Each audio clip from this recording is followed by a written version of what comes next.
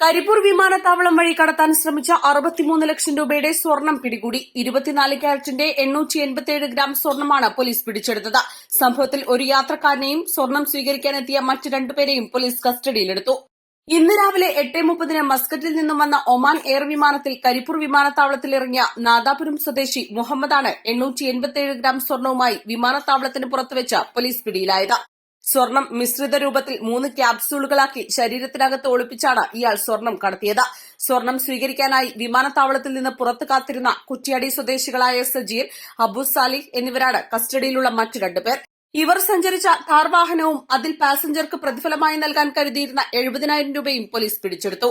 കുറ്റ്യാടി സ്വദേശി റംഷാദ് എന്ന ആച്ചിക്ക് വേണ്ടിയാണ് സ്വർണം കടത്തിയതെന്നാണ് വിവരം. ഇവരെ വിശദമായി ചോദ്യം ചെയ്തു വരികയാണ്. പിടിച്ചെടുത്ത സ്വർണം കോടതിയിൽ സമർപ്പിക്കുമെന്നും തുടർ നടപടികൾക്കായി വിശദ റിപ്പോർട്ട് പ്രിവന്റീവ് കസ്റ്റംസിന് സമർപ്പിക്കുമെന്നും പോലീസ് പറഞ്ഞു.